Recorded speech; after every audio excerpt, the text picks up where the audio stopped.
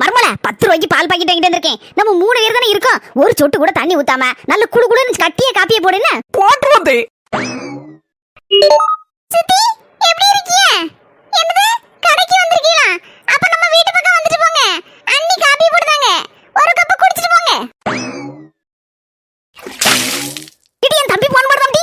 தாய் மாம்சே என்னது கல்யாணத்துக்கு பக்கத்து ஊருக்கு வாரீங்களா? இல்ல தம்பி வீட்டு பக்கம் வந்துட்டு போ. என் மர்மம் காப்பி போட்டுட்டு இருக்கா. ஒரு கப் குடிச்சிட்டு போ.